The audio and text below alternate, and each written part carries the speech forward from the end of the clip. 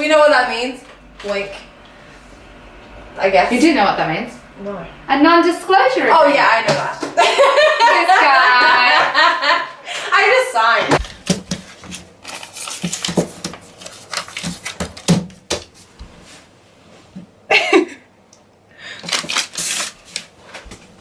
Hello and welcome to my second Sisterhood Sunday. Today I've got my bestest friend Lucy with me. Hello. And Lucy, how did we meet? We met on set of a very cool film, which is not to be named because we signed an NDA.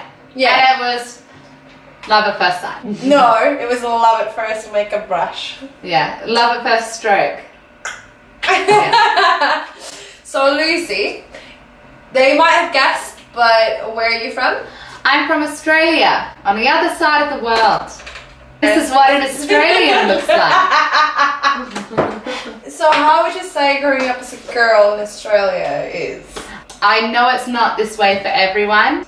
Generally, I think there's still a lot of prejudice, and I think we still have a bit of work to do when it comes to equality and women's rights in Australia.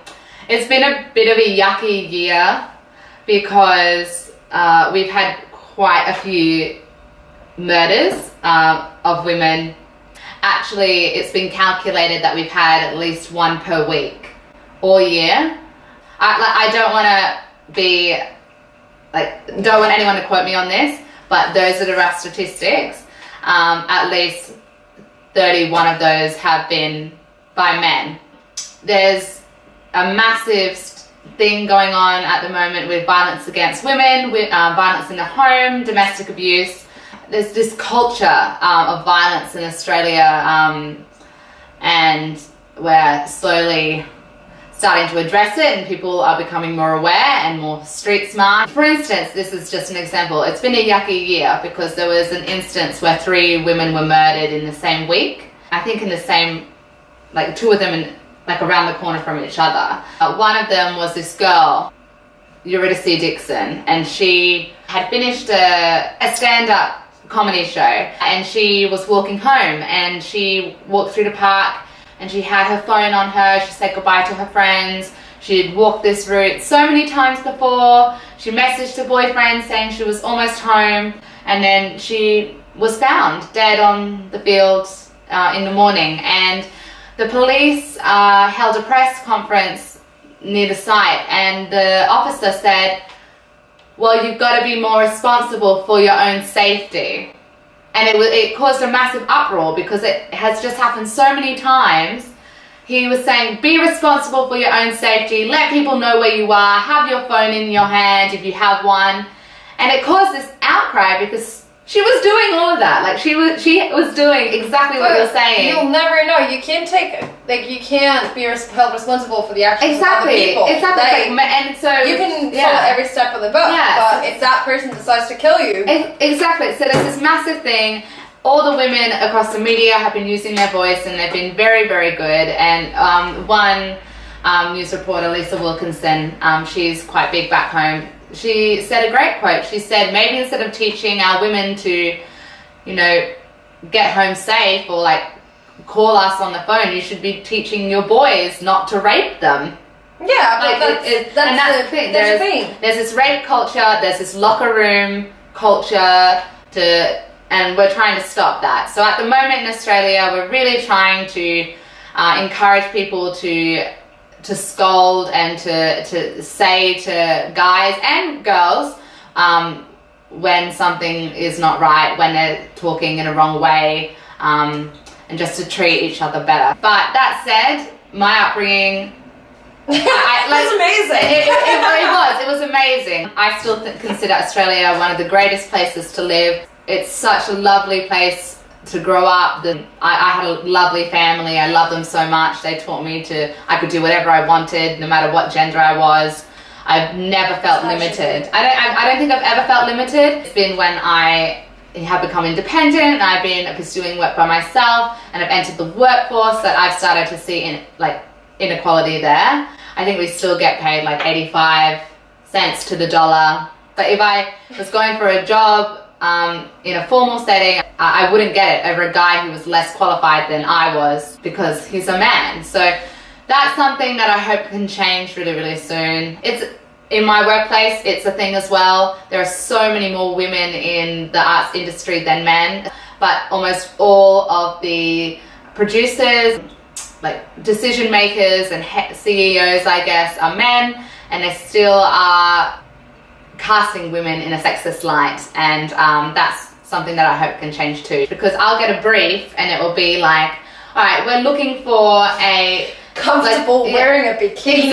Exactly. So I'll get stuff like that, or I'll get be pretty. Yeah. Or I'll get we're looking for a really normal girl, extremely down to earth, friendly, approachable, must be very, very attractive, but not model attractive, but like very, very attractive. But still like normal looking. Yeah, but still normal she needs to be looking. relatable. Yeah, she has to be muscular. And but she has like D-cup boobs. Exactly. I like to put them together. Yeah. I like a program. I'm going to start doing Sims and just like put together what they get. It's like, if you haven't watched it, that sketch with Catherine Tate, Gemma Arten, Emilia Clarke, Felicity Jones. It's going around. It's about casting and what women have to go through. That kind of sums up what I'm trying to say. I'm very confident in who I am and who I am as a woman. I really loved how I was raised, and even though there are problems, I'm looking forward to them being solved and to moving forward, and now we just have to do something. Yeah, it's not scary. No, we just have to help each other. Yay! Yeah. So, for today, due to the circumstances me and Lucy met under, I know I said I wasn't going to be talking about like Hollywood actresses, but there's obviously inspiring and brilliant women in all kinds of roads in life. Absolutely. And so today we're going to be talking about Audrey Hepburn, who is a personal favourite of mine. Audrey is often known and recognised as a style icon, an actress, the most beautiful woman of all time. But Audrey Hepburn was just so much more. Just say it again for you now. She was a humanitarian in her own right. Yeah. So I think she's perfect to talk about, because she was a brilliant woman. Yeah. And I don't think a lot, like you might learn something today. Lots of people don't know how much she did. Yeah. Yeah, exactly. Yeah, they just know her as an actress and they have no idea of her history. And like history. she was a beautiful face, but she was just so much more. We all are. A woman can be anything. See, that's what I mean. That's what I do best. Audrey Hepburn was born on the 4th of May in 1929, and she died in January, the 20th of January, 1993.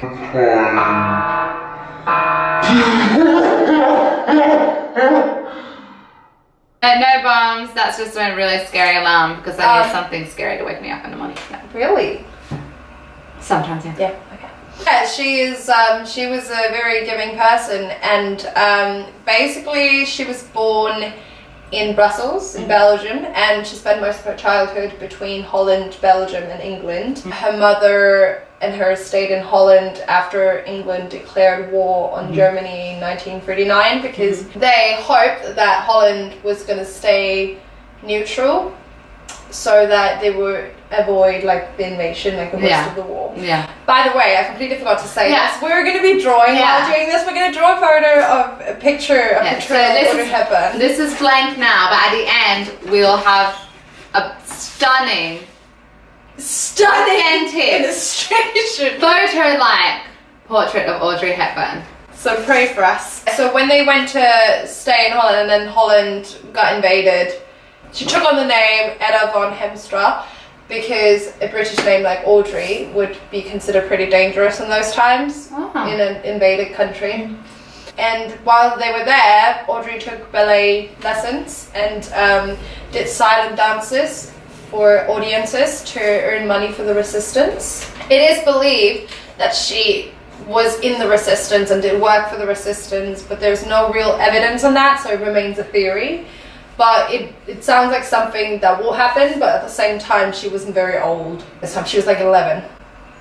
Oh, she would, you know, like I know, kids would have done that. Yeah, I know, like a lot of her family was in the resistance. I think her uncle got executed. Oh. I know. After D-Day, living conditions worsened in Holland because the Germans cut off the resupplies of food and water, which hit her family really, really hard. She developed like acute anemia, respiratory. Nailed it. And edema as a result of malnutrition. One of her most vivid memories is like during Liberation Day when Germans got thrown out of Holland. She remembered the soldiers coming with chocolate and cigarettes. It's the first thing she ate in weeks was chocolate. So she believes that that's why she loves chocolate so much. Wow. She went to England with her mother. She went to a ballet school, but she was told that she would never make it as a prima donna ballerina because she was so malnourished after the war, like she was so tiny and weak and frail, that they said she'd never make it. So she went to pursue acting instead. She went to win a Golden Globe, a BAFTA and an Oscar for the same role in Roman Holiday, which is like her breakout performance. She was the first woman that did that won all 3 of them in 1 year. It's so good. And she remains one of the few women that's won a Tony, an Oscar, Globe and a BAFTA as well. She was amazing what she did. Yeah, she was fantastic. She was so talented. After, like later on in her life, she slowed down when she had a family and started working with UNICEF. In the 1950s, Audrey narrated 2 stories, which were wartime stories told by children for UNICEF. And she was appointed Goodwill Ambassador, which she was very, she took great pride in being appointed that role. She had received international aid during the war from UNICEF, so she felt like it was a way of giving back to UNICEF for what they did for her, and she wanted to go on and do that for someone else. And she went on several field missions with UNICEF. She went to Vietnam, she went to Ethiopia, Turkey, and Central America. George Bush presented Audrey with the Presidential Medal of Freedom. The same one that President Obama gave to Biden, or like Ellen DeGeneres. Exactly. Yeah. Shortly before she died. She died of cancer, by the way. I think she died in Switzerland. I think her grave is in Switzerland. So she got that award shortly before dying. And then posthumously... Yeah. Posthumously, she received the Sean Heshold Humanitarian Award from the Academy of Motion Picture Arts and Sciences, because her contribution to humanity. UNICEF. In 2002, UNICEF unveiled a statue called the Spirit of Audrey, which remains in their New York headquarters. Which anyone can go and see. I really want to go see that now that I found out that they have one. After she died, her name lives on in the spirit of charities, which I think is a beautiful thing. I think Audrey should just generally inspire all of us to be better. You started your drawing. What's your favorite Audrey film? Yeah. I don't know. I really like Funny Face. See, I love Roman Holiday. I'm actually going to say this, and it's going to be really bad, but I've never actually watched a Roman Holiday. My favorite. If we had time, I would sit us down and I would watch Roman Holiday with us commentating it. Next time. It doesn't matter if you're pretty, and it doesn't matter all those things that's just shallow. It matters that you're a good person, and I think she should just inspire us to keep on giving. Everyone has a story to tell. Everyone does. Yeah, I'm not laughing at you. I'm laughing at my drawing. I think people can also learn a lot from Audrey and just how she was high class the whole time. She just was so well respected, respectful of others, polite, gracious, thankful. Yeah. She's gone through so much. She took nothing for granted. She was just so humble, and Beautiful and kind. Yeah. Like her beauty was on the inside. Yeah. Like, I think the reason she's so beautiful is because it shines through. That you're beautiful on the inside as well. Yeah. We're here at one of my favorite questions. What is your favorite thing about being a woman? My favorite thing about being a woman is that unspoken sisterhood that we have. I don't know what it is. I don't know what it is, but there's just this thing. There's this energy, and when you're with, like, I don't know, a group of girls and like, or a group of strangers or something, there's this something powerful about women together getting stuff done. I'm really not laughing. I'm laughing. I know. I'm laughing how bad my drawing is. It's like, it could even be as stupid as those drunken bathroom meetups, you know, when you're at a bar and you go to the bathroom and then some other girl comes in, she's like, oh my god, I love your dress. And it's like, well, I love you. And then before you know it, your best friends. So stuff like that. But I think it's as small as you see a woman in trouble, like she's got, I don't know, like a stain on her dress, or she's got like something on her shoe. Like you're gonna help a sister out. You just want to take care of each other. So I think that's probably the best thing about being a woman. This sisterhood. I feel like we've all got each other's backs. Like you're doing a really good job. No. Yes, you are. It doesn't even look yes, like it does. No. Yes, it does. I wanted like to do her doe eyes, and then instead I just did nothing. No, you're doing a good job. Yeah, way to interrupt me. I think it's pretty freaking amazing that we can push a kid out.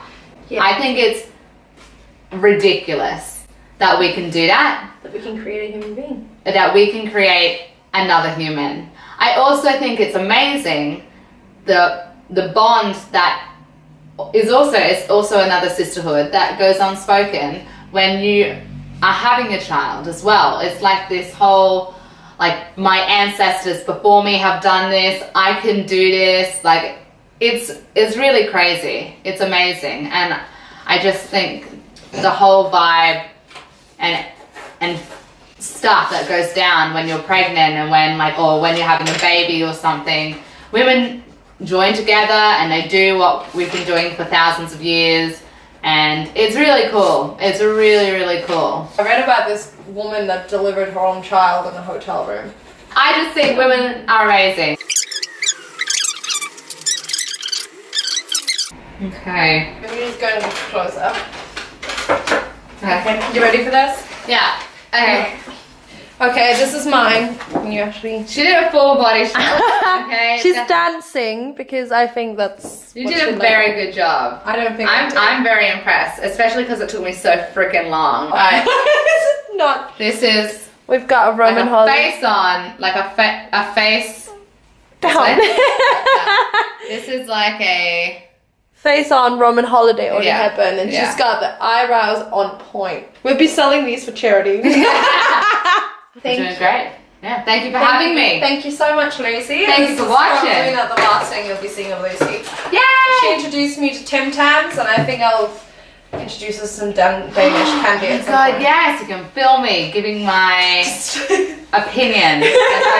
my taste All test. the best things. Thanks for watching. Goodbye!